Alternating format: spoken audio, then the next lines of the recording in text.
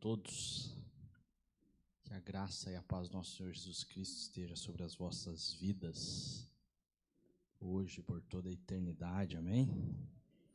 Amém. Você também que está aí nos acompanhando em casa,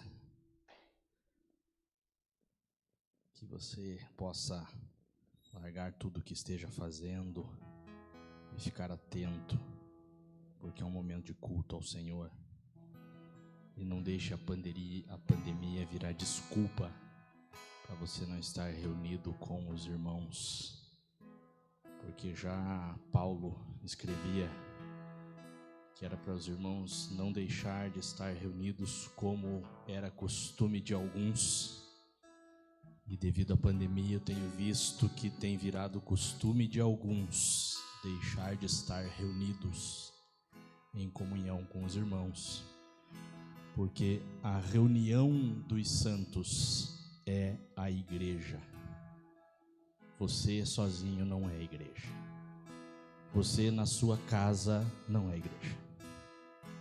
Você é igreja quando você se reúne com os santos. E a igreja é o corpo de Cristo. Então a reunião dos santos é a igreja. E a reunião dos santos está em Cristo. E Cristo está na igreja, porque a igreja é o seu próprio corpo. E a igreja também é a noiva de Cristo. Então, não faça da pandemia uma desculpa.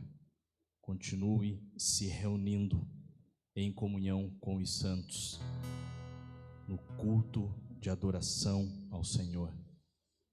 E que nós possamos também estar atento a tudo aquilo que o Senhor tem para nós nesta noite.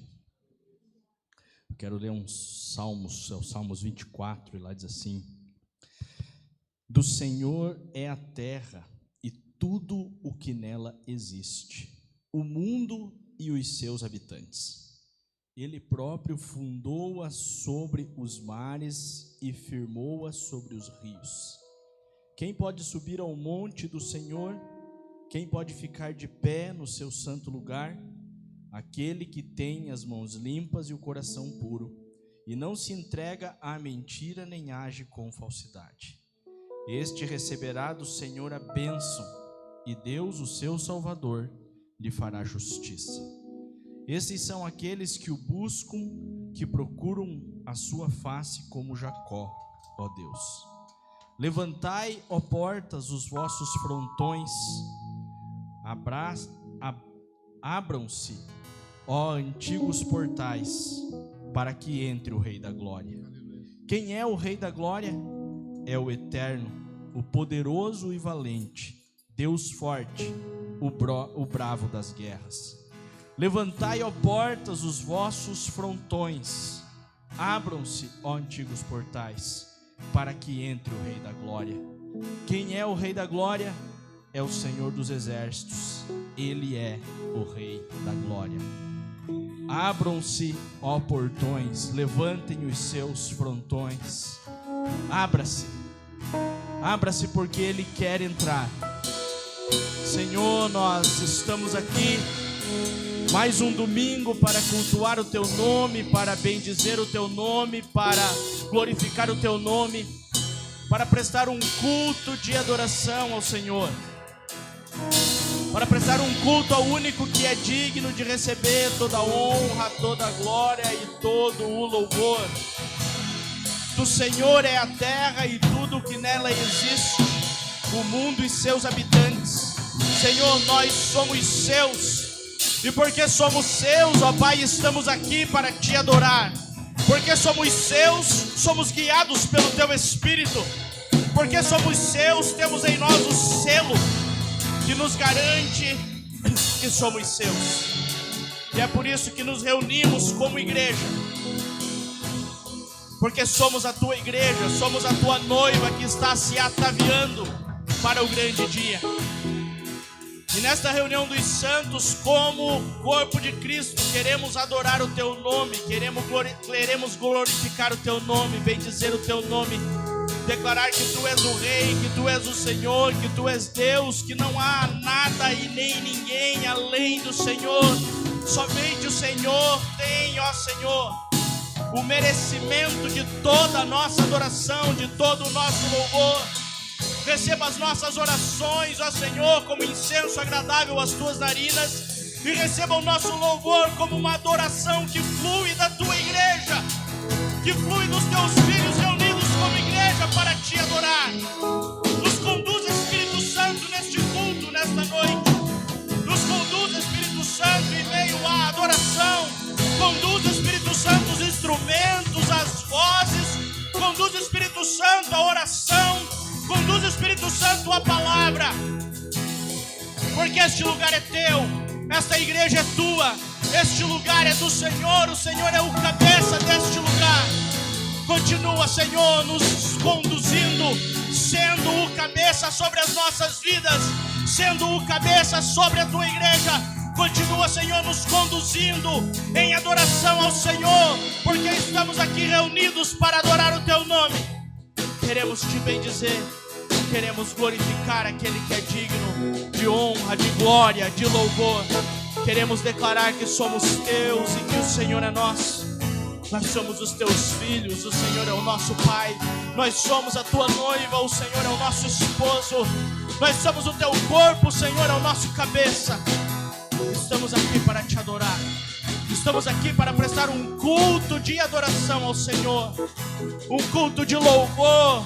Estamos aqui para ser tocados pela tua palavra e, em meio aos louvores, levantar adoração ao teu trono.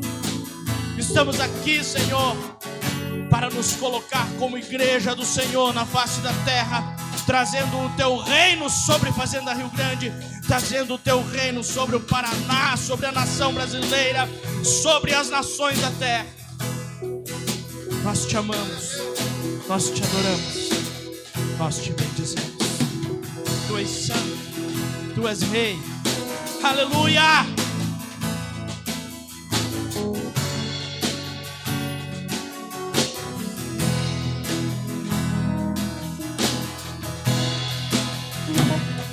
Os reinos se abalam, os povos se curvam, as bocas se abrem, as mãos se levantam para dizer que tu és o rei, para dizer que tu és o Senhor. Os reinos se abalam, os povos se curvam, as bocas se abrem, as mãos se levantam para dizer que tu és o rei, para dizer que tu és o Senhor. Teu reino é sempre eterno, de madre misericórdia, justiça, igualdade, bondade e fidelidade. A tua igreja te adora, a tua igreja te adora. Teu reino é sempre eterno, de madre misericórdia, justiça, igualdade, bondade e fidelidade. A tua igreja te adora, a tua igreja te adora. Os reinos se abalam, os reinos se abalam, os povos se curvam, as bocas se abrem. Levante suas mãos, as mãos se levantam para dizer que tu és o rei, para dizer que tu és o Senhor.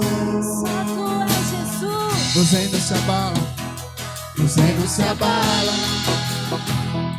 os povos se curvam, as bocas se abrem, as mãos se levantam para dizer que tu és o rei. Pode entrar o Rei da Glória, Para dizer que tu és o Senhor.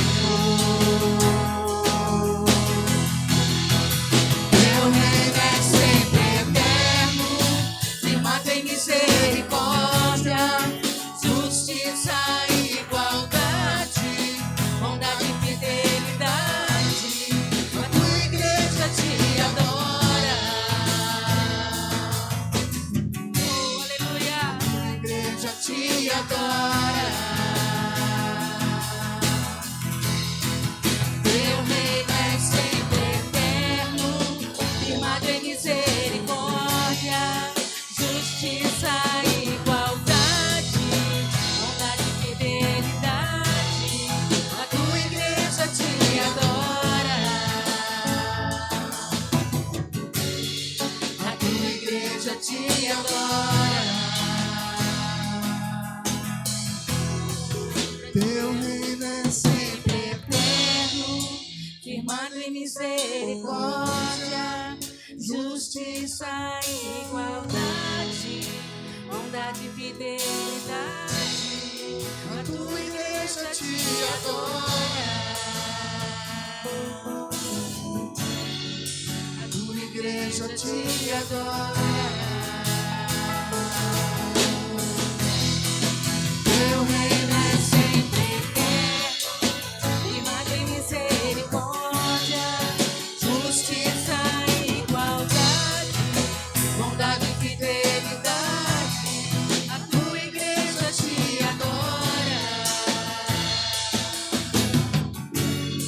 A tua igreja te adora.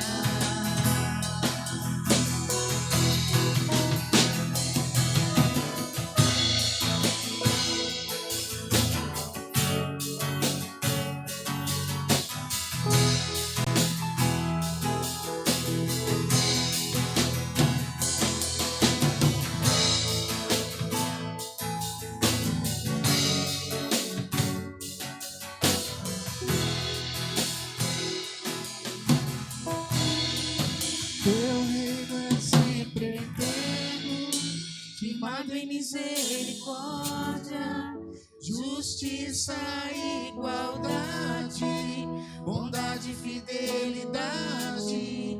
A tua igreja te adora.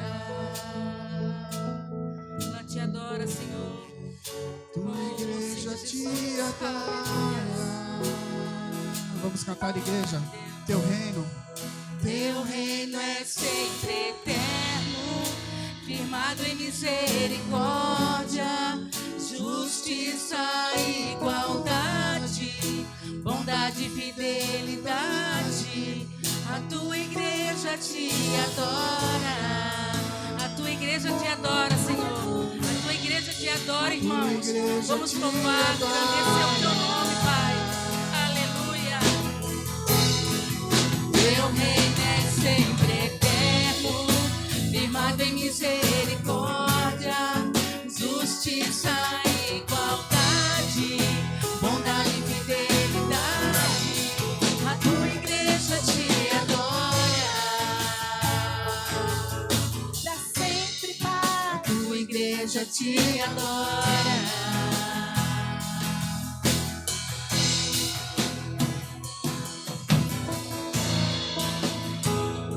Aleluia. Você pode adorar o Pai. Você é livre, você é livre. Oh, a liberdade reina neste lugar. A liberdade reina. A liberdade reina neste lugar. Que é o teu coração. Você é livre. Você é livre pra adorá-lo, pra se entregar a Ele. Se entregue a Ele, se entregue a Ele. O Rei dos Reis te espera. O Rei dos Reis te espera pra te abraçar, pra te abraçar. Oh, Ele quer te abraçar. Oh, Ele quer te abraçar. Ele quer te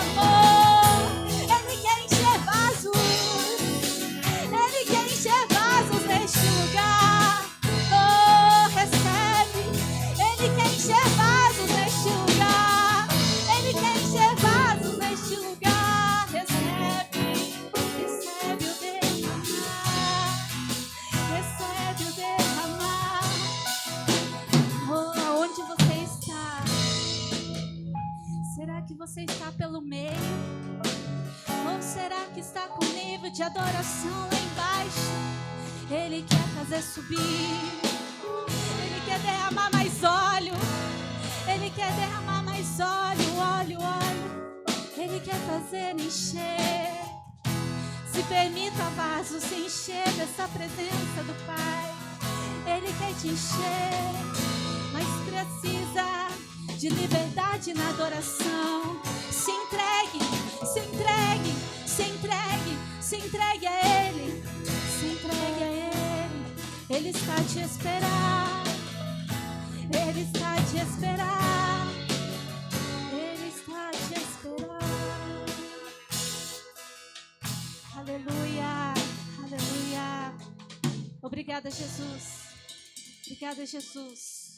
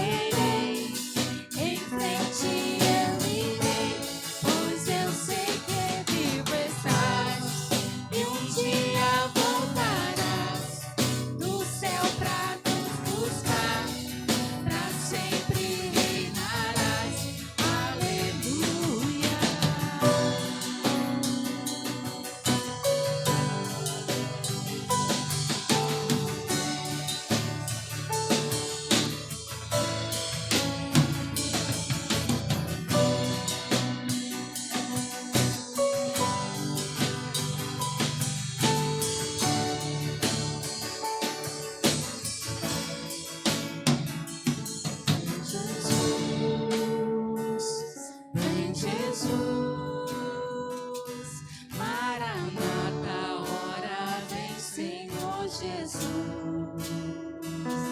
Vem Jesus, vem Jesus. Maranata, ora vem, Senhor Jesus. Vamos declarar. Vem Jesus, vem Jesus.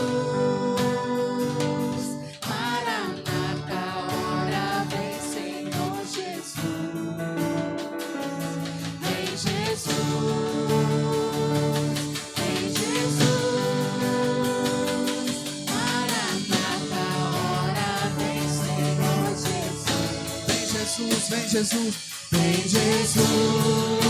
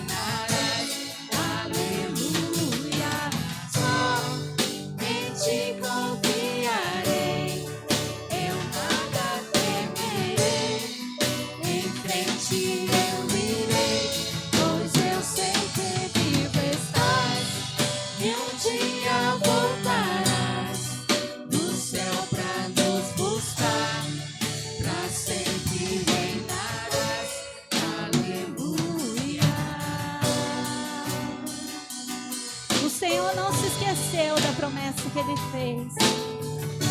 O tempo não está demorando, o tempo não está passando de uma forma errada.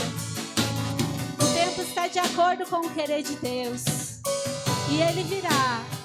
Ele virá. Por isso Ele está nos preparando para que Ele chegue e nós o reconheçamos. E nós olhamos para Ele e nós entendamos e reconhecemos que será Ele. Nós iremos até Ele. Aleluia. Deus é fiel. Aleluia.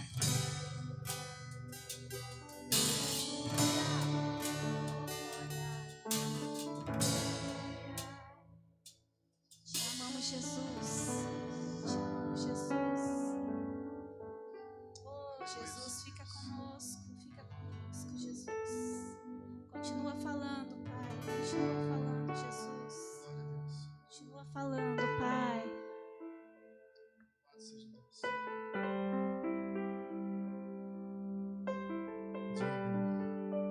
Digno é o Cordeiro.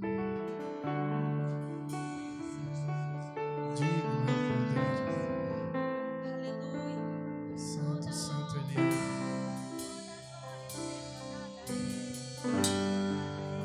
Jesus.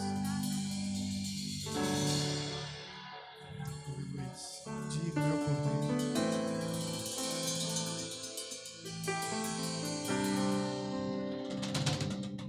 Ele está sentado no trono do céu. Digno é o Cordeiro que foi morto. Santo, santo Ele é.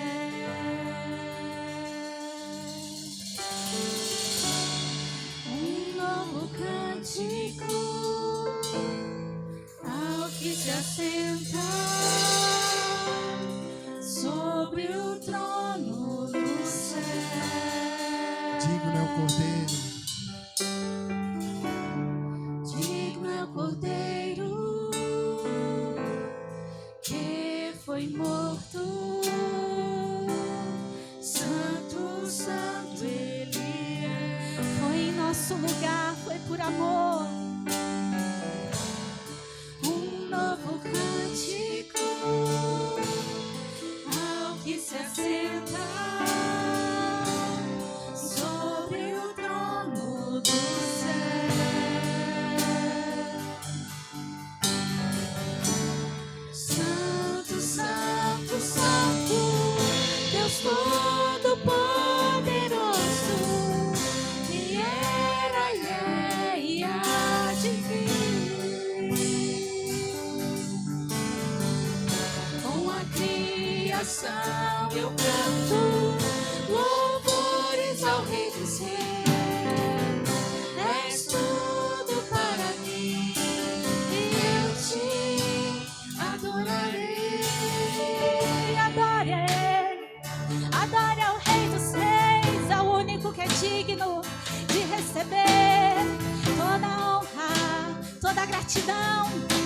gratidão, Senhor.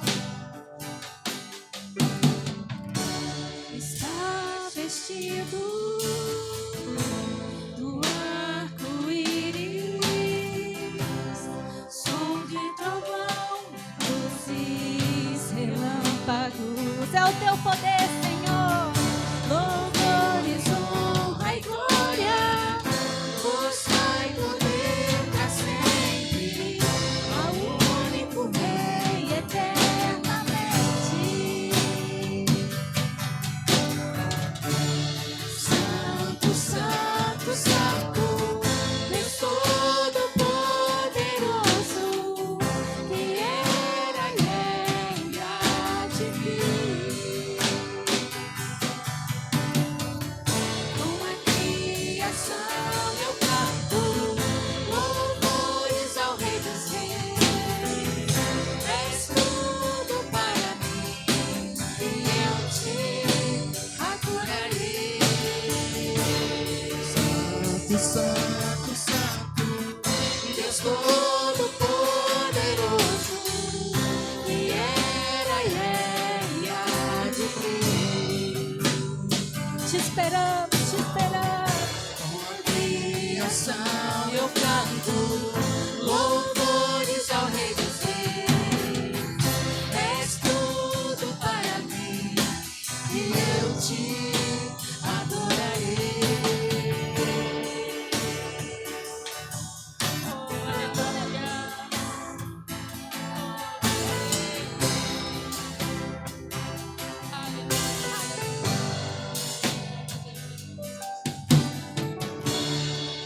Maravilhado, extasiado, eu fico a ouvir teu nome, lindo Jesus. Maravilhado, extasiado, eu fico a ouvir teu nome. Jesus, teu nome é força, é fôlego de vida, misteriosa água viva. Santo, Santo, Santo, Deus Todo-Poderoso, que era e há de vir. Com a criação eu canto louvores ao Rei dos Reis. És tudo para mim e eu te adorarei. Santo, Santo, Santo, Deus Todo-Poderoso, que era e há de vir. O Senhor quer nos ouvir, declare a Ele. Com a criação eu canto louvores ao Rei dos Reis. É pra Ele, é pra Ele, é pra Ele. Adorarei. É pra Ele, Santo, Santo, é pra Ele o teu choro, é pra Ele o teu choro, é pra Ele o teu choro, é pra Ele a tua luta. com a criação eu Ele não canto te esqueceu, louvores ao Rei dos Ele não te Reis. És esqueceu, tudo para Ele mim. jamais te esquecerá. Filho meu, eu não te esqueço, filho meu, eu não te esqueço. Santo, Santo, Deus Todo-Poderoso, que era e há de vir.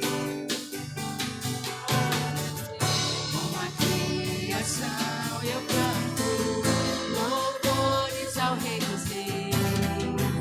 És tudo para mim e eu te adorarei.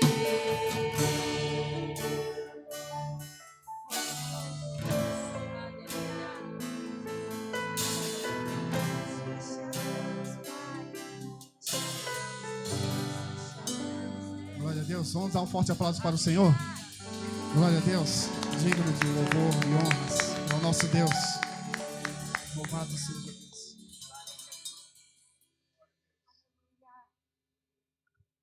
Jesus, nós te amamos, Jesus. Nós amamos a tua presença.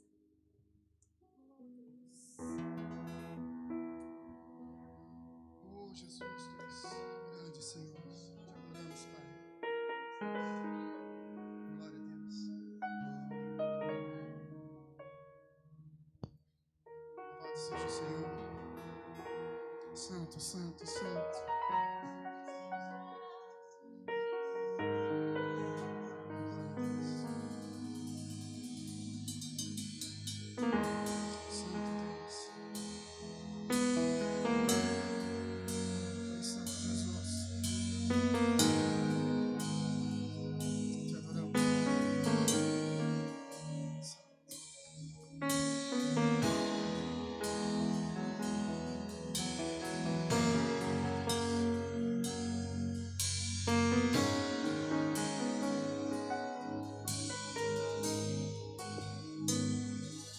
Meu orgulho me tirou do jardim,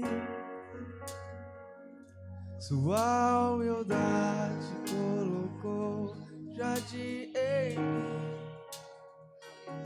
E se eu vendesse tudo que tenho, em troca do amor eu falharia.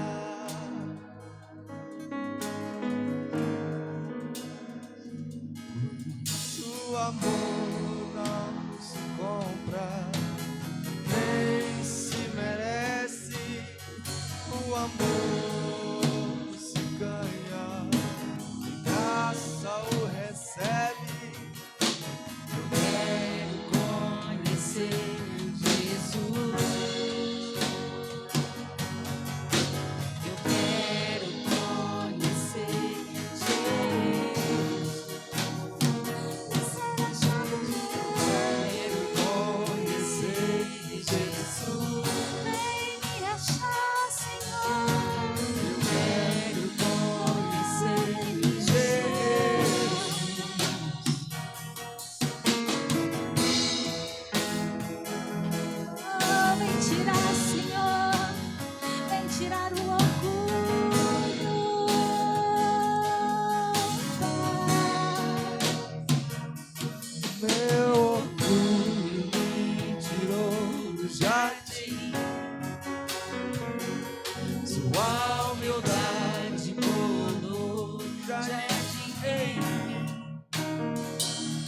Se eu vendesse tudo que tenho, em troca do amor eu falharia.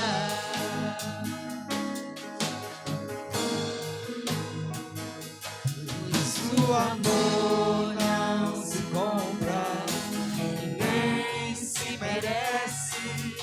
O amor se ganha, de graça o recebe. Eu quero conhecer Jesus. Eu quero conhecer Jesus.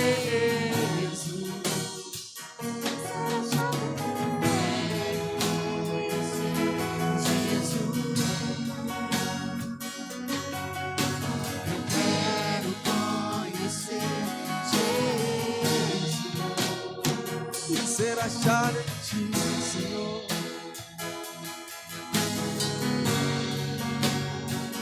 Ser achado em ti,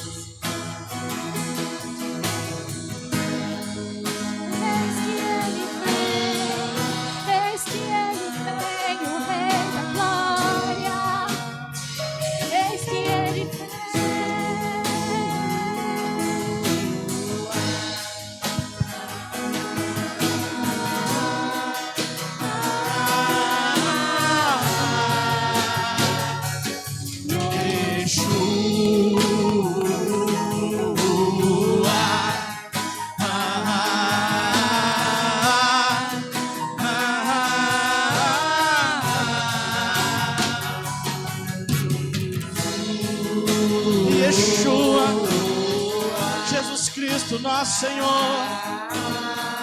Tu és mais belo, tu és o mais lindo.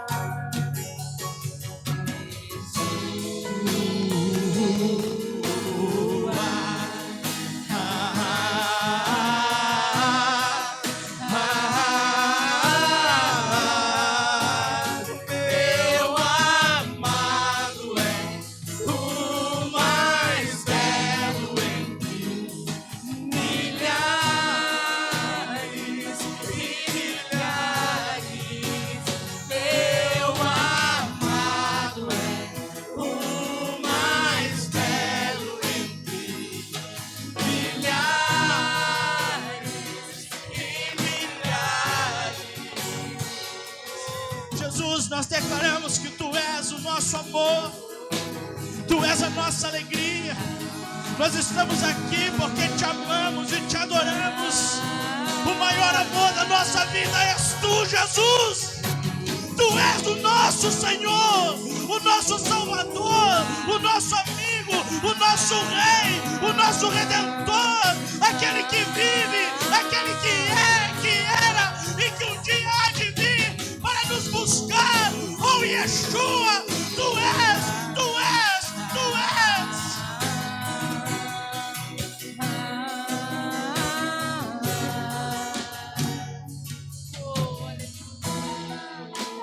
Yeshua, Jesus Cristo, o nome que está sobre todo nome.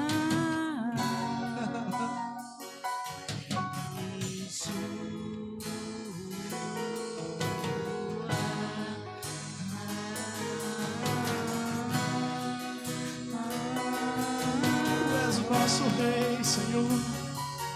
Como estaríamos aqui se não fosse o Senhor? Como estaríamos aqui se não fosse o Seu amor, o Seu sacrifício? Como estaríamos aqui, Senhor, não fosse o Senhor? Ele vive, Ele ressuscitou.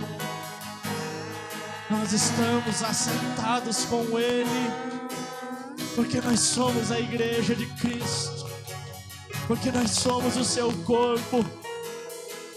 Por isso que o inferno não vai prevalecer contra a igreja, porque Satanás e seus demônios já estão por debaixo dos pés do Senhor. Você faz parte do corpo de Cristo. As potestades, principados estão por debaixo dos nossos pés, porque somos um com Ele, estamos nele e Ele está em nós. Ele é o nosso Rei, o nosso Senhor. Senhor maravilhoso, neste mesmo espírito de adoração, queremos adorar o Senhor com as nossas ofertas, com os nossos dízimos. Eu quero orar para cada um, Senhor, que o Senhor já colocou no coração. Qual é a semente, ó Pai? Que esta semente, ó Senhor, venha se multiplicar na vida dos teus filhos, ó Pai. Venha se multiplicar a 30, 60, 90, 100, a 1000 por um, conforme seja a tua vontade. Que aquele que tem sido fiel, ó Senhor, ao Senhor, ó Pai, que o devorador esteja preso na vida, na família, na casa desta pessoa, deste homem, desta mulher, desta família que tem sido fiel ao Senhor, ó Deus amado.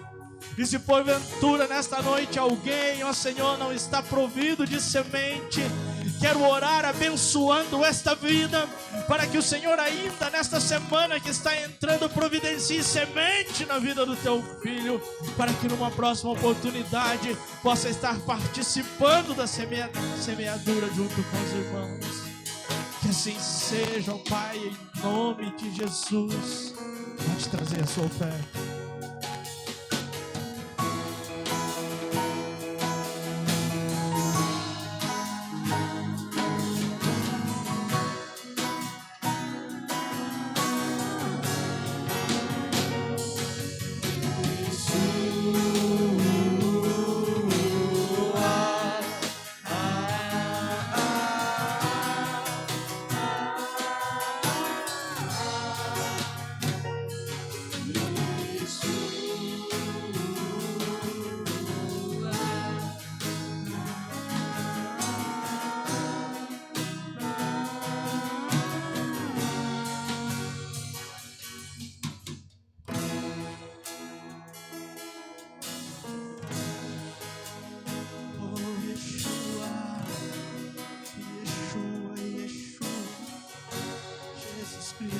Senhor. Ah, Senhor, multiplica, Senhor, tudo neste gasofilácio. Nós abençoamos, ó Senhor, tudo aquilo que os teus filhos depositaram, ó Pai, com fé, Senhor. As ofertas são para o Senhor, ó Pai. São os homens que administram, por isso eu peço que o Senhor nos dê sabedoria, entendimento, graça. Mas as ofertas são para o Senhor. Receba as ofertas, receba, Senhor, para que haja manutenção desta casa de oração, para que haja propagação do teu evangelho, que este evangelho, através dessas ofertas, destes dízimos, possa se propagar, não somente aqui em Fazenda Rio Grande, ó Pai, mas nas nações da terra, Senhor. Em nome de Jesus, ó Pai. Em nome de Jesus, ó Pai. Aleluia. Aleluia. Oh Senhor maravilhoso. Quão bom e maravilhoso é estar reunido com os irmãos na casa do Senhor para adorar o nosso Deus. Pai, obrigado, Senhor. Obrigado porque o Senhor nos conduz em adoração ao teu nome. Obrigado, Senhor. Obrigado pelos louvores, ó Senhor, que subiram como adoração. Obrigado por estar na tua igreja, que é o teu corpo. Obrigado, Senhor. Conduz-nos, ó Senhor, através da tua palavra. Que o teu Espírito conduza, Senhor, este vaso que aqui está, Pai. Em nome de Jesus, ó Pai, em nome de Jesus. Aleluia. Talvez tenha algum irmão que já está até meio cansadinho de ouvir falar em porta, né? Porque nós começamos há 10 semanas atrás, né? Falando sobre as portas. Deus tem dado uma ministração sobre as portas de Jerusalém, que está lá em Neemias 3, né, e Neemias 12, fala das portas da restauração, quando Neemias vai restaurar os muros, e sobre os muros de proteção daquela cidade tem as portas de entrada e saída, e tem muito mais coisa além das portas que o Senhor tem nos dado, né?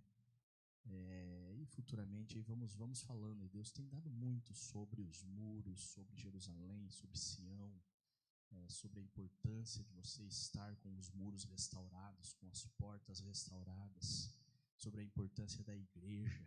Sião é a igreja, os muros, né, é a própria proteção do Senhor ao redor da sua igreja. As portas são as portas de entrada e saída para que o Rei da Glória faça o trabalho na igreja. Então nós fazemos parte desta igreja, né? E tudo isso começa muito lá atrás, lá no tabernáculo de Moisés, depois o tabernáculo de Davi, depois o templo de Salomão.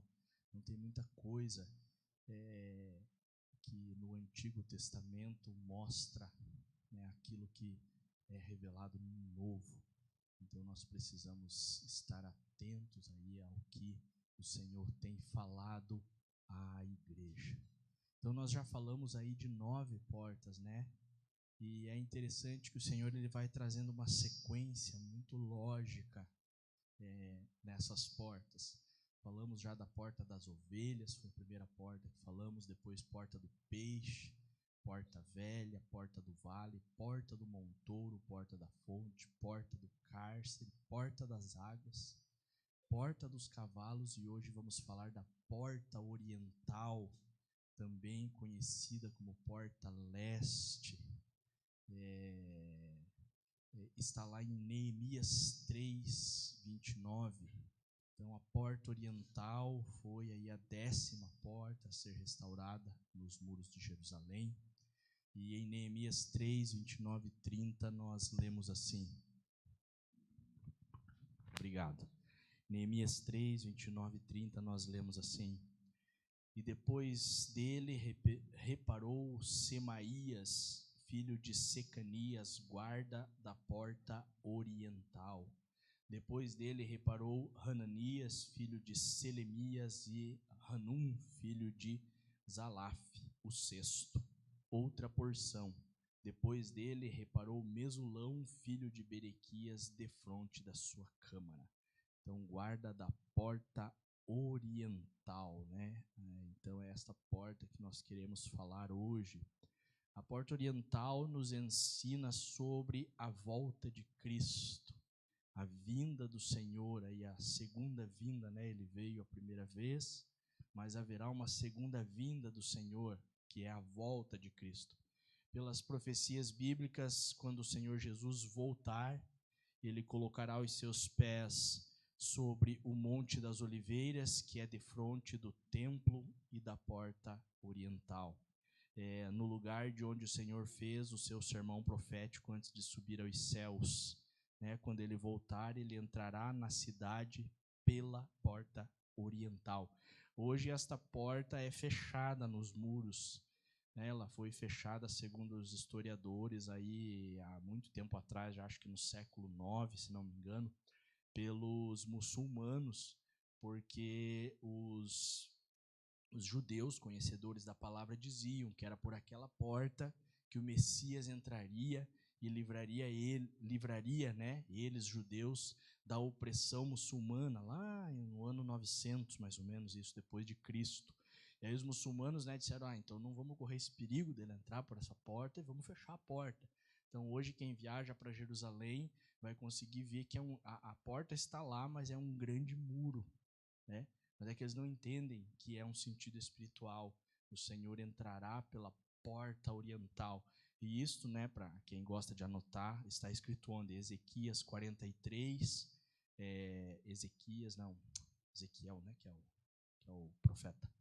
Ezequiel 43, 1 ao 5, Ezequiel 43, 1 e 2. Não, 44, 1 ao 5, 43, 1 e 2. Fala aí como que é essa entrada triunfal que Jesus fará, então, pela porta oriental. E que também é chamada de Porta do Rei, está lá, em 1 Crônicas 9, 18, que eles dão esse nome, a Porta do Rei. Por quê? Porque faz tudo menção ao Senhor, é a porta que representa essa volta de Cristo, a entrada triunfal. E nós, igreja, estaremos entrando junto com Ele por essa porta. Nós vamos entrar junto com Cristo, porque Ele vai entrar por essa porta, vai tomar o reino para Ele, vai prender Satanás, e nós, igreja, vamos reinar com Ele 1000 anos, conforme está escrito nas Escrituras. Então nós vamos estar entrando junto com o Rei da Glória pela porta oriental. Eu e você vamos estar juntos com Ele. Marcos 13, 3 e 4 diz assim: e assentando-se ele no Monte das Oliveiras, de fronte do templo, Pedro e Tiago e João e André lhe perguntaram em particular: dize-nos quando serão essas coisas e que sinal haverá quando todas elas estiverem para se cumprir? Então nós temos visto que os sinais já estão acontecendo, já está muito próximo da volta de Cristo, E é interessante ali o que os nomes, desses reconstrutores dessa porta e desta região do muro, o significado que tem. Eu acho muito legal buscar o significado dos nomes. Se alguém puder me trazer um copinho d'água, por favor, eu agradeço. Semaías quer dizer o Senhor tem ouvido, Semaías, o Senhor tem ouvido. Hananias quer dizer o Senhor é clemente. Então, Hananias, o Senhor é clemente. Hanum quer dizer favorecido. E Mesulão, que também reparou a porta do peixe, Mesulão, você vai ver que também estava lá reparando a porta do peixe, quer dizer amigo. Então, olha como estes nomes, quando você coloca eles juntos, é muito interessante, Então, todos esses nomes estão relacionados aí com a igreja de Filadélfia. Se você for lá olhar as 7 igrejas de Apocalipse, esses nomes estão relacionados à igreja de Filadélfia. Fiel é o amor de amigo. Em grego, o amor de amigo é um amor fiel. O grego, quando você vai para a língua grega, é assim que é interpretado, O amor de amigo é um amor fiel. Então, o nosso amigo Jesus, que tem ouvido o clamor do seu povo, o nosso amigo, quem? Jesus, tem ouvido o clamor do seu povo. E qual é esse clamor? Esse clamor para que realmente ele esteja conduzindo o povo e volte. Porque a Bíblia diz que o Espírito e a noiva dizem vem, que o Espírito clama para que Jesus venha, né? Então um povo que tem pouca força, que é essa igreja de Filadélfia, diz isso lá, né? Que era um povo que tinha pouca força, mas que tinha guardado a palavra do Senhor e não tinha negado o seu nome. Então, mesmo que nós nos achemos, às vezes, com pouca força, porque eu tenho visto que muitos têm se achado com pouca força, por exemplo, diante dessa pandemia. Eu estava falando aqui no início que tem gente que está com tão pouca força que está criando desculpa. A pandemia é uma desculpa para a pessoa não vir à igreja. Isto fala de uma pessoa que tem pouca força. Então você precisa buscar força no Senhor para guardar a sua palavra e não negar o seu nome. E como que eu guardo a palavra e não nego o seu nome? Fazendo parte dele. Porque a igreja é o corpo de Cristo. E quem vai ser arrebatado e vai entrar com ele pela porta oriental é a igreja, é o corpo de Cristo. Então nós precisamos fazer parte deste corpo. Então o Senhor, ele tem ouvido o clamor do seu povo. E ele quer livrar o seu povo, ele quer favorecer o seu povo, ele quer encher o seu povo de graça, para que o povo realmente prove quem é o Senhor na terra. Prove de provar a graça do Senhor, porque a graça está em sua vida, e prove para os outros quem é o Senhor, que o Senhor é na sua vida, que o Senhor é na vida da igreja, que o Senhor é na minha vida. Nós provamos ao outro que o Senhor é na nossa vida, e nós provamos da graça do Senhor para ser testemunha e provar ao outro que Ele é. Ele é sobre a nossa vida. Ele não será, Ele já é. Você não vai ser o corpo, você já é o corpo de Cristo. Você já é um com Ele. Ele dizia assim: eu sou um com o Pai. Eu e o Pai somos um. Você tem que ter isso muito nítido na sua mente, no seu coração. Você é um com Ele, você já é um com Ele. Você não vai ser um com Ele só na glória. Você já é um com Ele porque você faz parte do corpo dEle. E se o corpo é dEle, é Ele. Eu até às vezes brinco, se eu olhar lá o corpo do Nelsinho correndo lá fora, vai ser o João, a Maria, o Pedro? Não, vai ser o Nelsinho, porque o corpo do Nelsinho é o Nelsinho. Então o corpo de Cristo é Cristo na terra. Você já é um com Ele, você já é o corpo de Cristo. Você tem que entender quem você é, para você guardar a palavra e não negar o seu nome. Para você não ser fraco, mas forte nele. E para ele te livrar e te favorecer. Porque o tempo que há de vir está chegando. Está chegando. Não está longe. Não está longe. A volta do Senhor é um evento que a igreja espera desde o início da igreja. Desde o início, a igreja anseia pela volta. Antes mesmo de Pentecostes, quando Jesus subia aos céus, os seus discípulos já queriam saber quando seria a sua volta. Está lá em Atos 1, 6 e 7. Antes mesmo dele subir e vir Pentecostes, eles já estavam perguntando: mas quando que o Senhor vai voltar? Eles já queriam saber da volta, porque eles ansiavam pela volta. A volta do Senhor, ela já era tão esperada lá naquele tempo dos apóstolos, de Paulo, que Paulo, por exemplo, quando está falando lá com os Tessalonicenses, ele fala assim: nós, os vivos, os que ficarmos até a vinda do Senhor, de modo algum precederemos os que dormem, os que morreram. Ele tinha tanta certeza da volta de Cristo naquela época, que ele acreditava que ele ainda estaria vivo.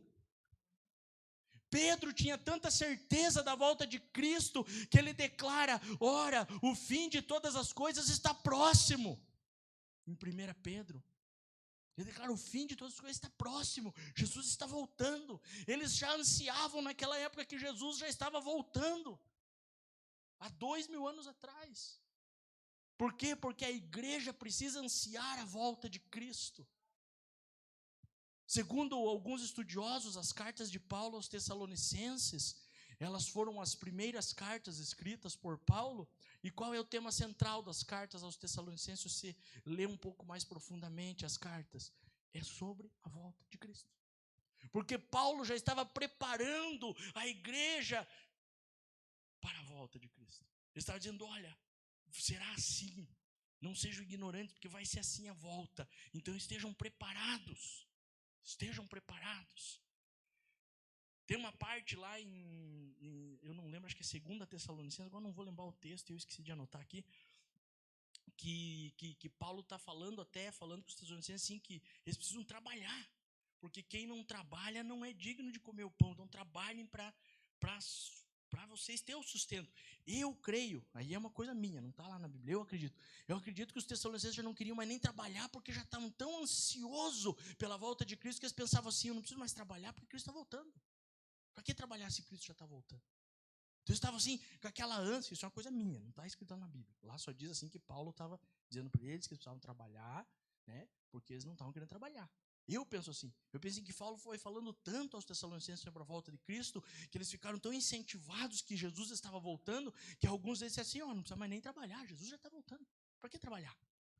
Porque se dissesse para você: Jesus vai voltar daqui uma semana, daqui 10 dias, daqui um mês, você ia trabalhar para quê?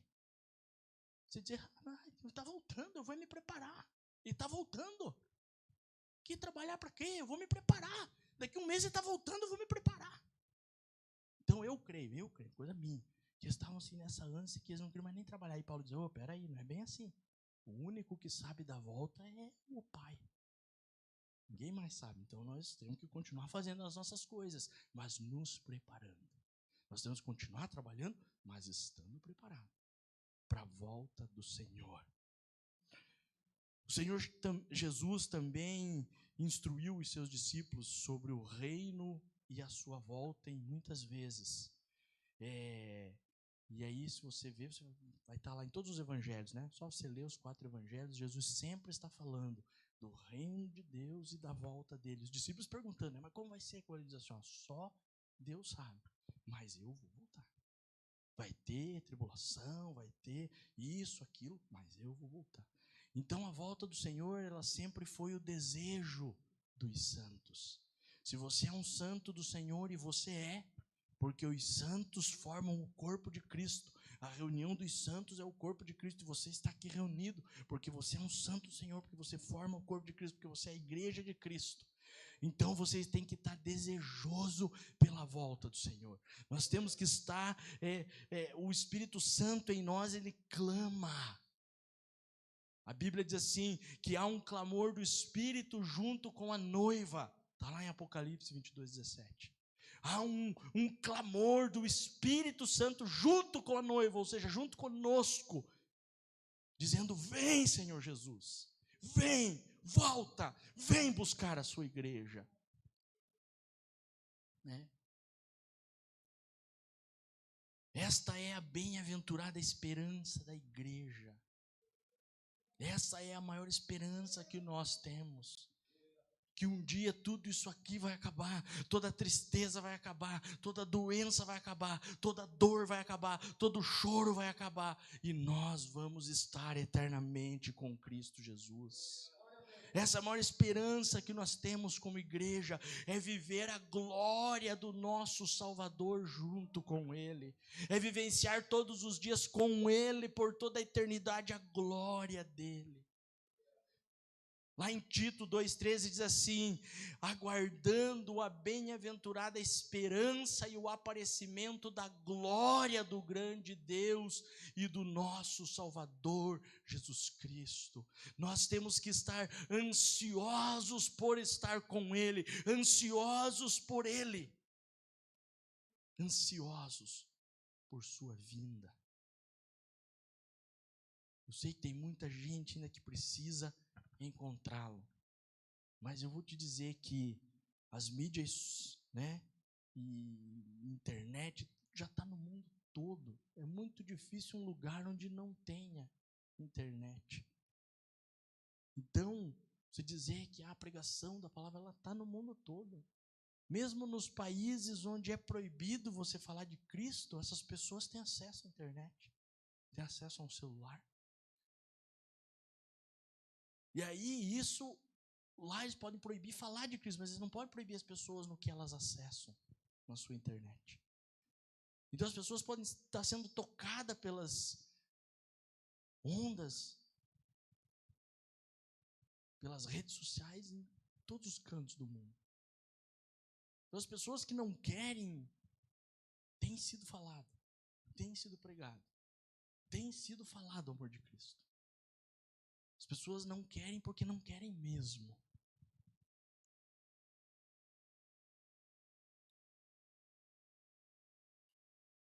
Então nós precisamos ansiar pelo Senhor. As escrituras, elas começam em Gênesis e terminam em Apocalipse. Gênesis quer dizer origem, início, começo, e Apocalipse quer dizer revelação ou desvelação. O que é desvelação, pastor? Retirada do véu. Por quê? Porque quando retira o véu, se consuma o casamento. Não é assim? Lá antigamente elas casavam com véu assim, e daí você, quando ia beijar a noiva, você tinha que erguer aquele véu, então ali consumava. Agora eles estão realmente casados. Então a desvelação, a retirada do véu. Enquanto que em Gênesis são lançadas as sementes, Gênesis se lança as sementes, você vai ler lá em Gênesis 1:11, Gênesis 3:15, que fala muito de semeadura, de sementes. Apocalipse não. Apocalipse são feitas as vindmas, as colheitas. Em Apocalipse tudo é colhido. Então aquilo que já foi plantado lá em Gênesis, as sementes, lá em Apocalipse elas estão sendo colhidas. Então é muito interessante, a gente fazer esses paralelos da palavra de Deus. Então tanto a vida eterna como a corrupção e condenação termina em Apocalipse, Você vai lendo Apocalipse e vai ver que o fim de tudo é quando essas profecias são reveladas a João. Então ele revela as profecias do fim. Deus falando de como será o fim. Então Gênesis é o princípio de tudo, de fazer nascer, de lançar os alicerces, e Apocalipse é a culminação de toda a criação. Então a criação de Deus um dia vai ser julgada, vai ser desvelada ali, vai passar por momentos terríveis, alguns, que é a grande tribulação. Eu não quero entrar nesse mérito, porque aí existem 3 grandes correntes, aqueles que são pré-tribulacionista, mesotribulacionista e atribulacionista. Então creem que a igreja não passará pela grande tribulação, outros creem que a igreja será arrebatada no meio da grande tribulação, e outros creem que a igreja vai passar por toda a grande tribulação. Não é disso que eu quero falar hoje. Hoje estamos falando de outras coisas. Mas então terão aqueles que vão passar pela grande tribulação. E será um momento terrível, porque a Bíblia diz que as pessoas vão querer a morte, mas a morte vai fugir delas. Elas vão querer morrer, mas a morte não vai pegar elas. Então pense, você está vivendo num momento em que você quer morrer. Você não consegue nem se matar. Então as pessoas elas vão estar assim desesperadas. E aí então vem Cristo para limpar tudo, para resolver tudo, para estabelecer o reino milenar e por fim, depois do reino milenar, o juízo final.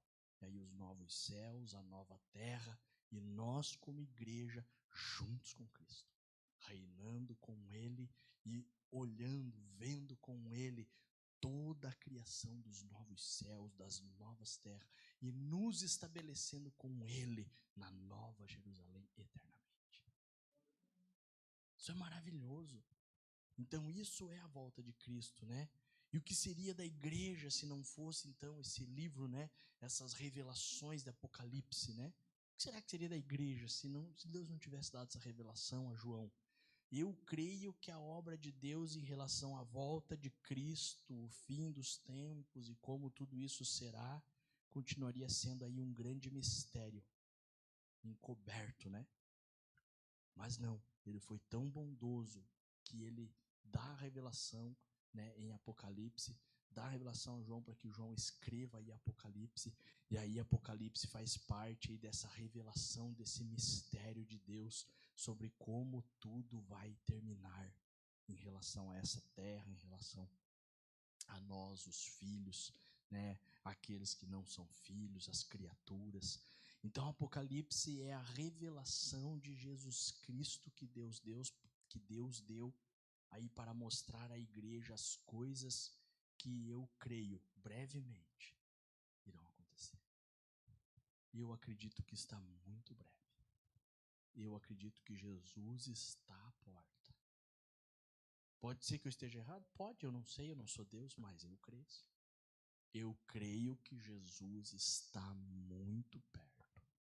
E aí Apocalipse nos dá essa revelação do Cristo entronizado, daquele que foi morto, mas agora vive para sempre, e que é o único que tem nas suas mãos as chaves da morte, do inferno, e o poder para abrir os selos, para abrir o livro da vida.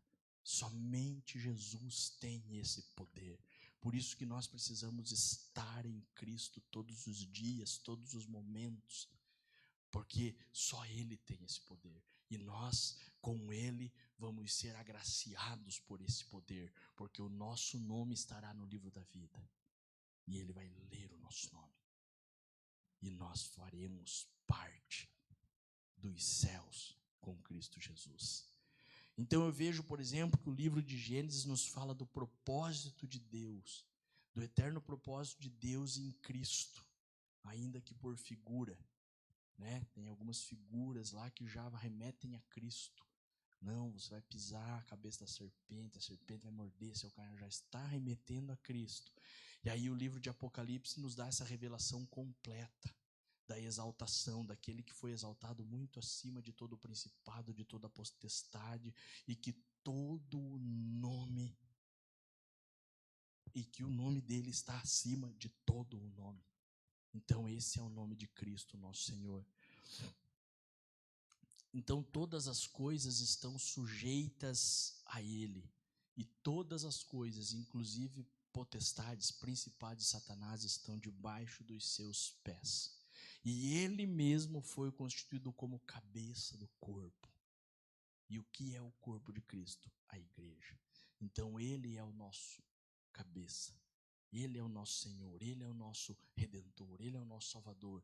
É com Ele que temos que ansiar passar a eternidade. Nós como igreja precisamos ansiar isso.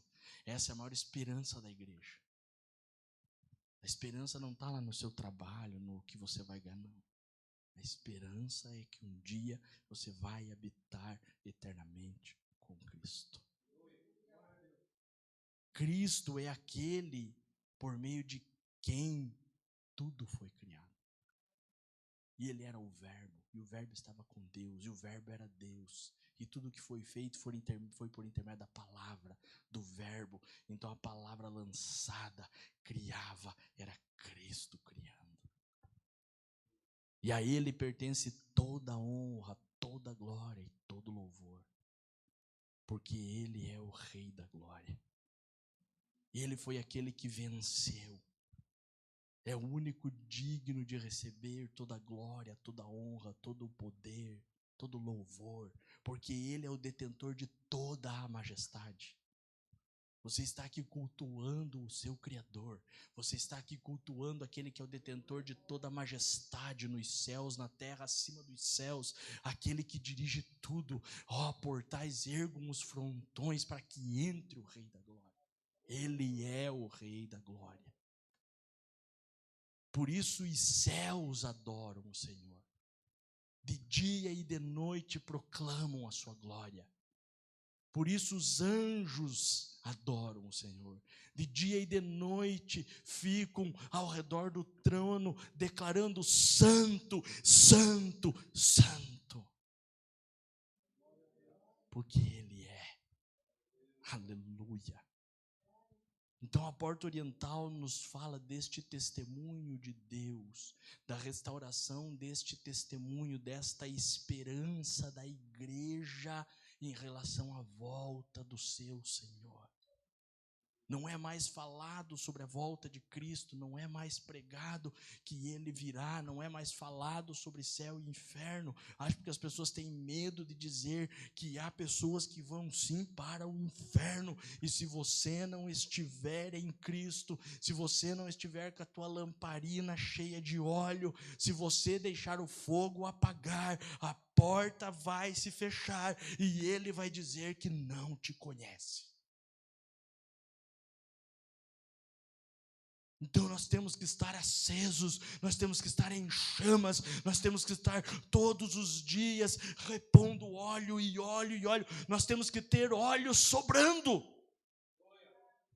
para que a chama não se apague.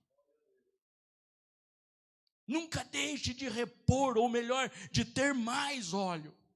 Porque a Bíblia diz que as 5 virgens que não tinham óleo sobrando, o óleo acabou, a chama se apagou e elas ficaram para trás. Está falando da igreja.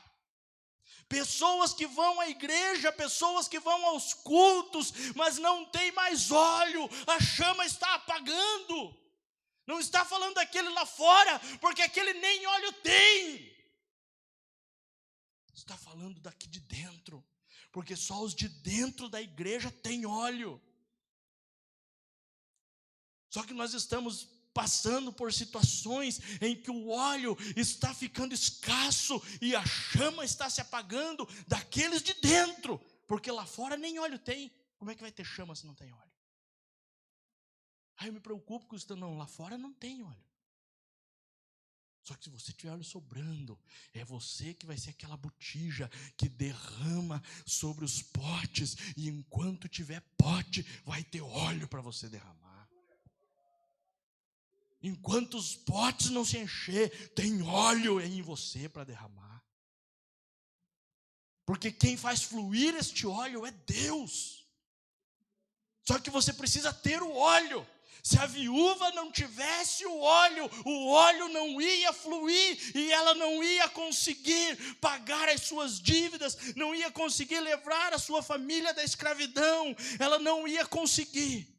Mas ela conseguiu porque ela tinha óleo. Quando você tem óleo, as suas dívidas são pagas, o seu pecado é apagado, tudo aquilo que tem contra você é apagado e você é liberto, você é livre, porque o óleo te liberta, o óleo te livra, porque o óleo é a presença do Espírito Santo limpando o nosso coração e nos mostrando quem é Cristo Jesus.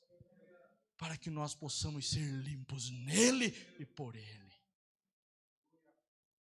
Somente quem tem óleo vai permanecer. Aleluia. Então esse testemunho do Deus vivo, de uma igreja preparada para as bodas do Cordeiro, é o que a Porta Oriental quer restaurar. Porque somente uma igreja preparada será arrebatada e consumará o casamento com o noivo. E essa igreja somos nós. Você será participante das bodas do Cordeiro. Essa esperança não pode morrer em nós. Essa esperança precisa estar em nós todos os dias da nossa vida. Nós precisamos exercer isso. Porque Deus, Jesus, encarregou algo ao Espírito Santo. Está lá em João 16:13. Mas quando vier aquele Espírito de verdade, ele vos guiará em toda a verdade. Porque não falará de si mesmo, mas dirá tudo o que tiver ouvido e vos anunciará o que há de vir. Então ele é que vai anunciando o que há de vir. E o que há de vir? A gloriosa volta de Cristo Jesus. O Espírito apenas te prepara. Ele é o selo que prepara você para a volta de Cristo. Então depois que nós ouvimos o Evangelho da graça, Gênesis. Nós precisamos entender Apocalipse. Por quê? Porque aí nós precisamos entender o evangelho do reino. Assim como a porta das ovelhas nos fala do evangelho da graça. E é por essa porta que nós entramos, porque a porta das ovelhas é Cristo Jesus, como nós pregamos lá no início, a primeira porta. A porta do Oriente é o reino. É eu reinando com Cristo. É eu e você determinando o reino de Cristo na face da terra. E isso não é só para a volta dele, quando nós vamos reinar 1000 anos com ele, não. É para agora. Também é para lá, mas é para agora. É eu e você como igreja que temos que instituir o evangelho do reino de Deus na face da terra. É eu e você como igreja que temos que mostrar o evangelho do reino. Eu tenho visto as pessoas demonstrar muito o evangelho da graça e nada contra, porque é pelo evangelho da graça que nós entramos, mas a graça vem para que você reine como igreja. E aí quando eu fico muito na graça, pecado já não é mais pecado, porque a graça. Então eu posso pecar porque a graça. Sim, a graça é que nos livra, mas nós temos que reinar, e aí quem reina não peca. Porque luta contra o pecado, porque entendeu que precisa reinar. Quem precisa reinar já está cheio de graça. Já entendeu o evangelho da graça, já foi separado, já está em Cristo e agora reina com Cristo para estabelecer o reino de Cristo na terra, porque a terra jaz nu. A terra jaz nu.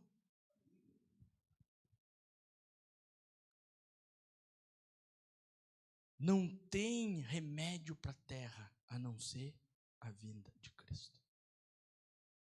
A Bíblia fala que a terra jaz no maligno. Ela já está. Por isso que Paulo diz que nós não somos cidadãos dessa terra. Porque a terra jaz no maligno, mas se eu tenho o Espírito da verdade, e esse Espírito da verdade me liberta, e eu sou livre através da palavra, então eu estou nas regiões celestiais com Cristo Jesus, e já não faço mais parte do reino da terra, mas do reino dos céus. E aí eu preciso, como igreja, estabelecer o reino dos céus na terra. Porque a terra jaz no maligno, mas a igreja de Cristo não está no maligno. A igreja de Cristo não jaz no maligno. A igreja de Cristo jaz em Cristo Jesus, o cabeça da igreja, o Rei, o Senhor e o Deus. E aí quando a igreja se estabelece, ela reina, porque a terra, os principados e as potestades estão por debaixo dos pés da igreja. A graça te livra para que você reine. E somente os que reinam vão ser arrebatados.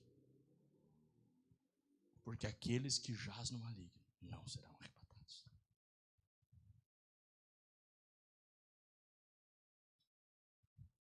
Aleluia. Depois que ouvimos o evangelho da graça, o Espírito passa a ministrar à igreja o evangelho do reino. O Porta Oriental também nos fala desse evangelho.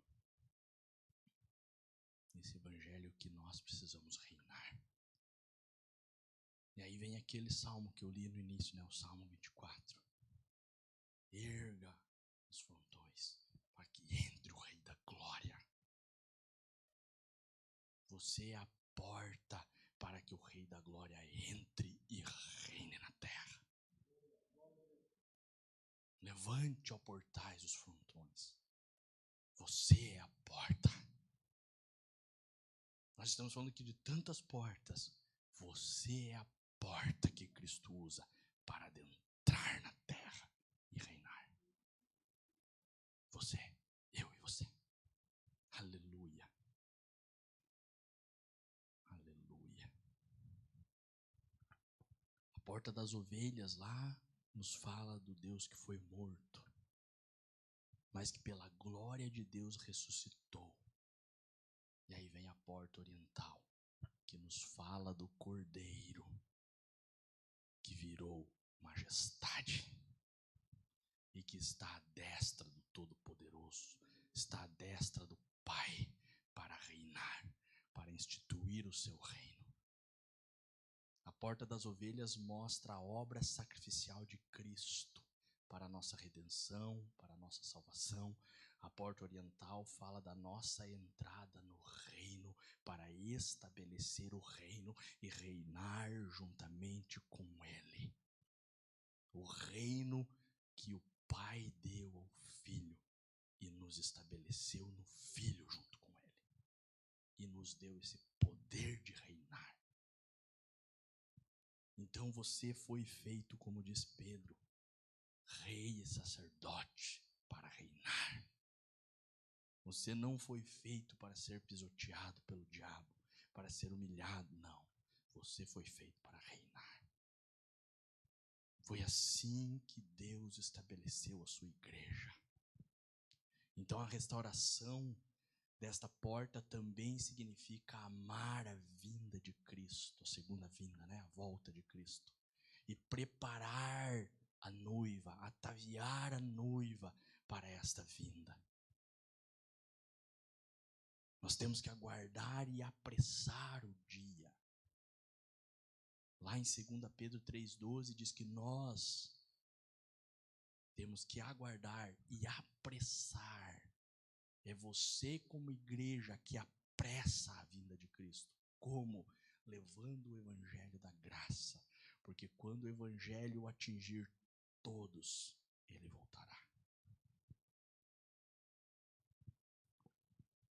Então os eventos que o Senhor foi realizando durante o tempo da história do homem foram vistos por todos aqueles que viviam em cada época que foi passando a história.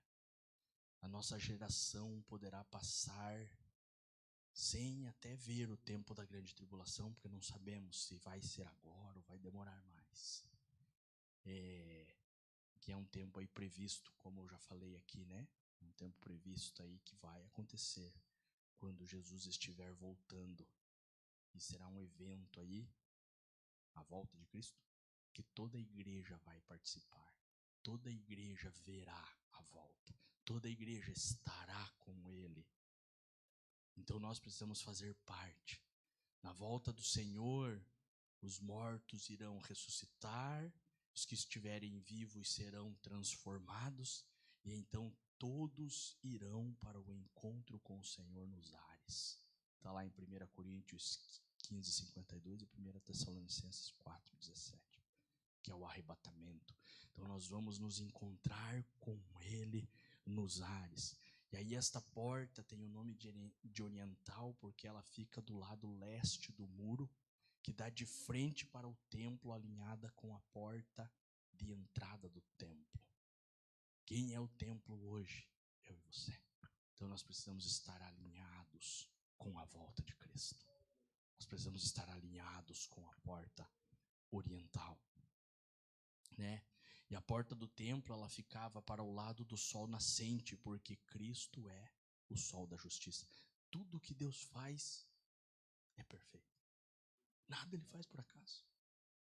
Até as coisas do templo, como Ele determina, é porque tem algo ali, não é por acaso. Então veja só que a porta, ela ficava do lado do sol nascente. Por quê? Porque Cristo é o sol da justiça. Ele resplandece a estrela da manhã. A estrela da manhã. Tudo que remete a Cristo. Tudo remete a Cristo. Então o aparecimento de Cristo vai ser do Oriente e vai até o Ocidente. Está lá em Mateus 24:27. Que o raio vem do Oriente ao Ocidente. E assim será a volta dele. Do Oriente ao Ocidente. Então quando Jesus veio a primeira vez, o sinal que os reis magos viram né, eu não gosto de chamar de rei magos, eu gosto de chamar de sábios do Oriente. O sinal que os sábios do Oriente viram através da estrela também foi no Oriente. Está lá em Mateus 2:2. Vê que tudo tem ligação na Bíblia? Por isso que diz que a Bíblia responde a própria Bíblia. E tudo culmina em quem? Em Cristo Jesus. Toda a Bíblia nos leva a Cristo. Não tem como fugir disso. Porque Ele é o Rei, Ele é o Senhor, Ele é o Eterno, Ele é o Todo-Poderoso. E aí essa estrada, onde era a antiga porta oriental, se encontra fechada, como eu falei para vocês hoje em dia, né? Está lá, fechado lá. Né? Hoje eles chamam lá de Porta Dourada. Os árabes fecharam ela lá no século IX. E por que eles fecharam? Porque os judeus diziam que o Messias viria e entraria por aquela porta para libertá-los. Então, no sentido de evitar que essa profecia se cumprisse aí, né? O cumprimento profético, eles foram lá e fecharam a porta, selaram. Então, hoje, por exemplo, se você for para Jerusalém, dessas 12 portas que nós estamos ministrando, só tem 8. Não tem mais as 12, tem só 8. Né? E uma das portas está fechada, que é essa porta, a porta do Oriente. Por quê? Porque pela porta do Oriente o Messias vai entrar. E judeu conhece, né? Judeu sabe. Então eles sabem que o Messias virá e vai entrar pela porta do Oriente. Eles não creem no Messias como nós cremos, mas eles sabem que quando o Messias vir, vai entrar por lá. Porque o judeu é conhecedor das Escrituras. E lá em Ezequiel 44:1-2 diz assim: fez-me voltar para a porta exterior do santuário, a qual olha para o Oriente, e estava fechada. Olha, Ezequiel há quantos anos antes de Cristo? Fugiu agora Ezequiel de quantos anos antes de Cristo ele é? Fugiu da minha cabeça. Já escreveu isso. Fez-me voltar para a porta exterior do santuário, a qual olha para o Oriente, e estava fechada. Falando do que está acontecendo hoje. As profecias são algo fantástico, né? Fantástico que Deus mostrou para os seus profetas lá na antiguidade, que até hoje se cumpre, né? E me disse o Senhor: esta porta estará fechada, não se abrirá, nem entrará por ela homem, porque o Senhor Deus de Israel entrou por ela. Estará, portanto, fechada. Até quando? Até que Jesus volte. Porque a profecia se cumpre. Lá ele falou que ela ia ficar fechada. 900 anos depois de Cristo, fecharam ela. E até hoje está fechada. E vai permanecer fechada até que Jesus volte.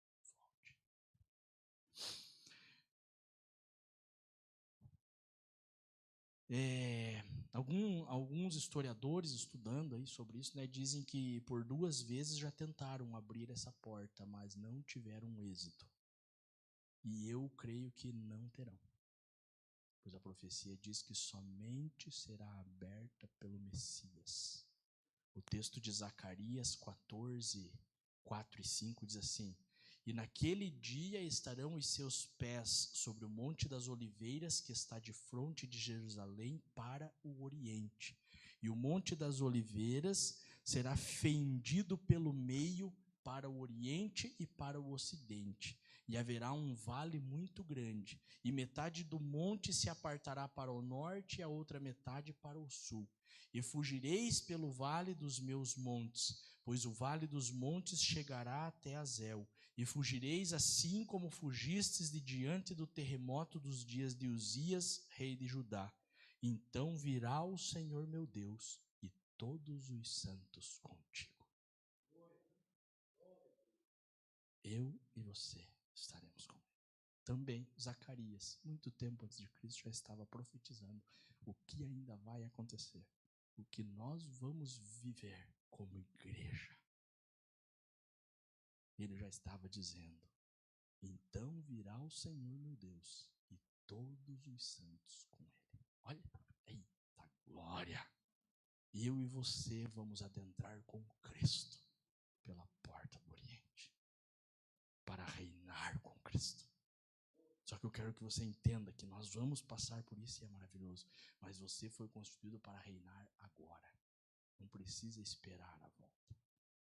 Você estabelece o reino do Senhor na face da terra. O Senhor reina na face da terra através de você. E ali nós lemos, né, que diz que vai fender, os pés vão fender.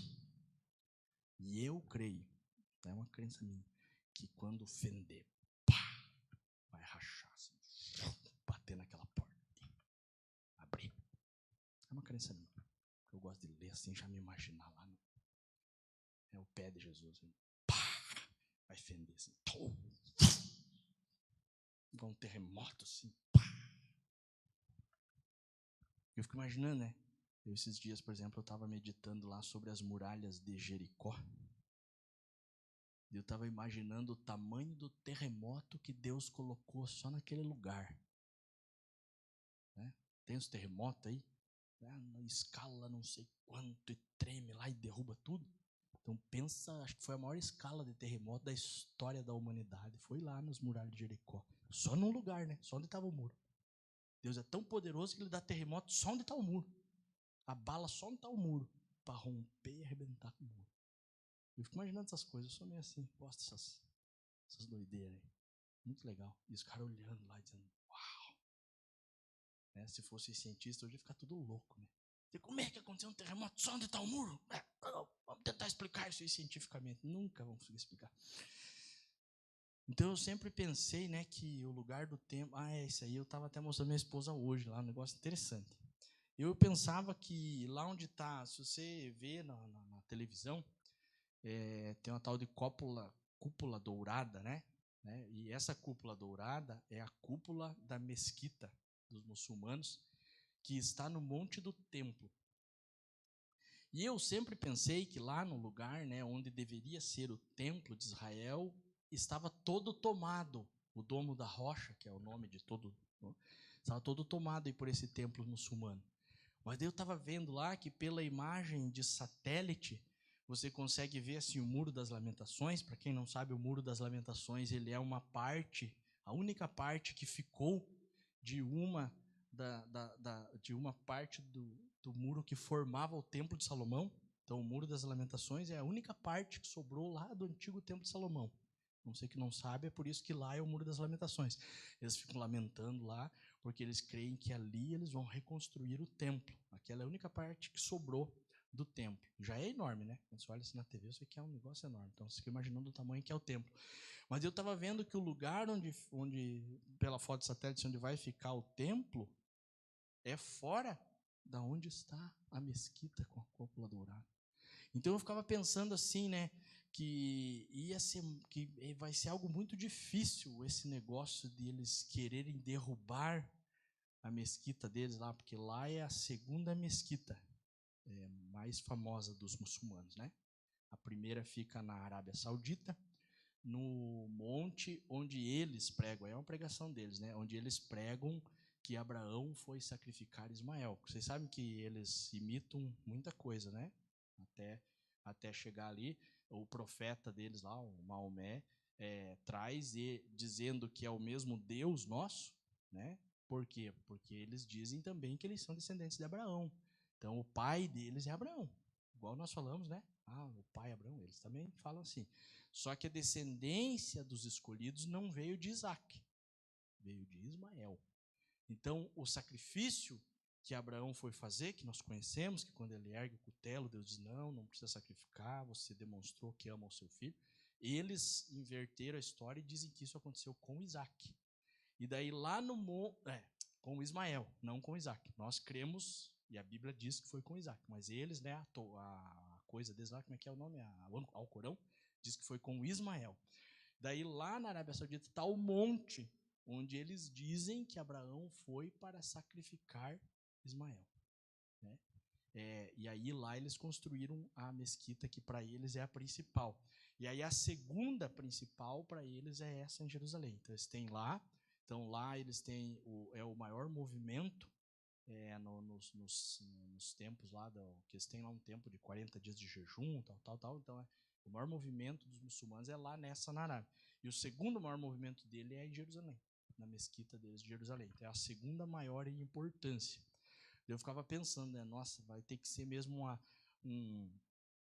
algo assim que seja um cara mesmo muito ousado para conseguir fazer derrubar aquilo para construir o templo. Mas eu descobri que lá não, que o templo é do lado, não é onde está. Aí eu pensei, puxa, então é um pouco mais fácil do que eu imaginava, porque eles não vão precisar derrubar, eles só vão precisar convencer os muçulmanos a liberar uma parte do monte para eles poderem reconstruir o templo. Porque hoje eles não reconstroem, porque aquilo ali, por um tratado antigo deles lá, é a área muçulmana, né? Então, até o Muro das Lamentações é a área dos judeus, passou dali e onde está tudo lá é a área muçulmana. Aí eles não podem construir. Mas o dia que eles conseguirem um tratado entre eles e os muçulmanos, eles podem construir. Então eu fiquei imaginando, né? Talvez eles possam construir então o Templo de Salomão ao lado de uma mesquita. Louco isso, né? Eles vão lá adorar a Deus ao lado da mesquita. Olha, nossa, doido. E aí eu olhando lá no satélite, eu vi isso. Eu falei, bem interessante. Por que eu estou falando isso? Porque pelas profecias, quando se construir o templo de Salomão novamente, aí Jesus está muito assim iminente a sua volta. É o que diz a Bíblia, né? Ela não relata exatamente quando, mas ela dá muitos estudos mostrando como que as coisas vão acontecendo. Então Jesus foi falando, né? Nós estamos passando por uma das coisas. Jesus já tinha falado, pandemia. Ele falou de pandemia, falou de fome que ainda não veio. Né? Tem muita parte do mundo que está passando fome, mas virá fomes ainda piores do que o mundo passa hoje. Então muitas coisas ainda vão acontecer. Então quando você vai vendo, né, guerras, rumores de guerras, isso já é normal, né, no nosso dia a dia. Aí pandemias, né, epidemias, também já virou algo normal no nosso dia a dia. Aí daqui um pouco vão começar a falar de fome, o aumento da fome, e vai. Dali um pouco vai ter um tratado de paz, reconstrução do Templo de Salomão. Aí, meu amigo, aí o pé de Jesus está quase. Então a reconstrução do templo é um dos sinais mais evidentes, na verdade, da volta de Cristo aí depois do estabelecimento do Estado judeu. Então, se você pegar, por exemplo, e ver os pregadores mais antigos, por exemplo, se pegar o Spurgeon, fugiu o nome daquele outro também, que o Spurgeon até cita ele, que eles são meio da mesma época, eu não lembro ele porque eu nunca li nada dele. Mas vamos pegar o Spurgeon. Eles até falavam, assim, da volta de Cristo, mas eles falavam pouco sobre isso. Por que eles falavam um pouco? Porque um dos requisitos para a volta de Cristo era o estabelecimento do Estado de Israel, da nação de Israel. E não sei se você sabe, a nação de Israel foi reconhecida como nação apenas em 1948. Então é algo recente. Então, a partir de 1948, aí os pregadores começaram a falar mais da volta de Cristo. Por quê? Porque aí algo se cumpriu. Foi estabelecida a nação de Israel. Então, hoje Israel é reconhecido como nação. Até 1948 não era. Então, a partir de 1948, com esse acontecimento, além de se cumprir uma profecia das Escrituras, que era uma profecia que dizia, então, que realmente estava perto a volta de Cristo, aí eles passaram a falar mais. Então, os irmãos aí do passado, eles tocavam um pouco aí no livro de Apocalipse, eles falavam um pouco. Faziam algumas referências e ainda com muita ressalva. Agora, depois de 1948, quando aí então se cumpriu o Estado-nação de Israel, então Israel reconhecida como nação, então se cumpre uma profecia.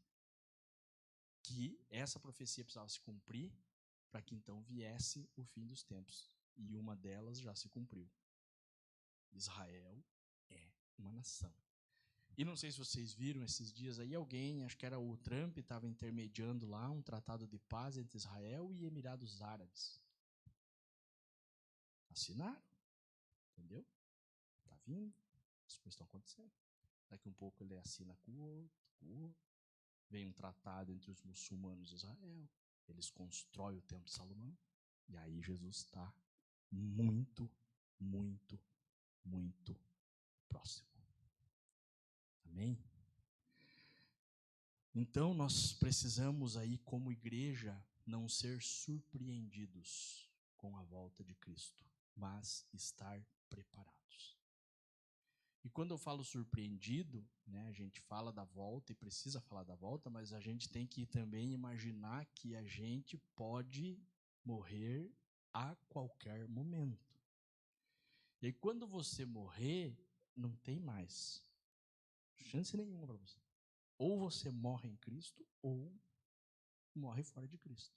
E se morrer fora de Cristo, você não será arrebatado.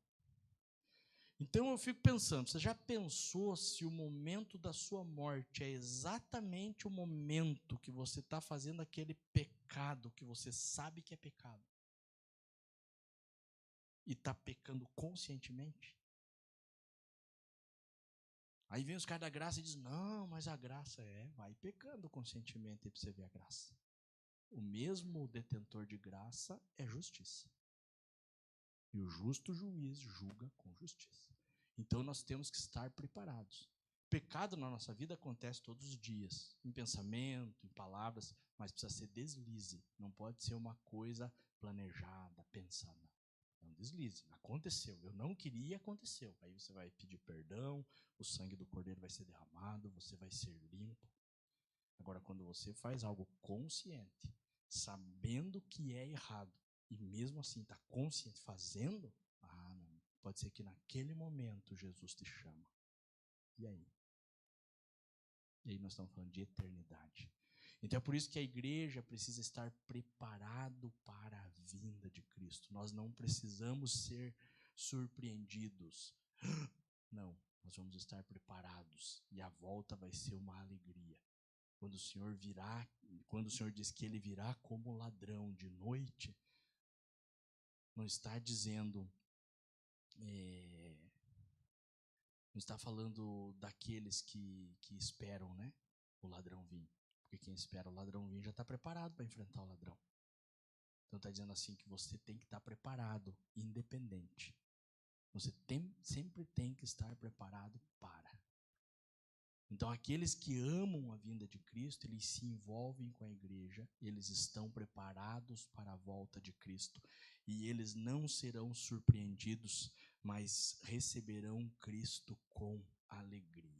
1 Tessalonicenses 5, do 2 ao 5, diz assim: porque vós mesmos sabeis muito bem que o dia do Senhor virá como ladrão de noite, pois que quando disserem há paz e segurança, então lhes sobrevirá repentina destruição, como as dores de parto àquela que está grávida, e de modo nenhum escaparão. Mas vós, irmãos, já não estáis em trevas, para que aquele dia vos surpreenda como um ladrão, porque todos vós sois filhos da luz e filhos do dia. Nós não somos da noite nem das trevas. Nós não somos das trevas, nós somos da luz. Quem é da luz está preparado a qualquer momento. Jesus pode voltar agora, você está preparado. Jesus pode voltar daqui 1 ano, você está preparado. Jesus pode voltar daqui 1000 anos, o teu corpo já não está mais, vivo, mas você está preparado. Nós precisamos estar preparados. Este dia não vai surpreender os filhos que andam na luz, porque aqueles que andam na luz, estão desejando a vinda e apressando esse dia, conforme que eu falei lá, que está em Pedro, lá, 2 Pedro.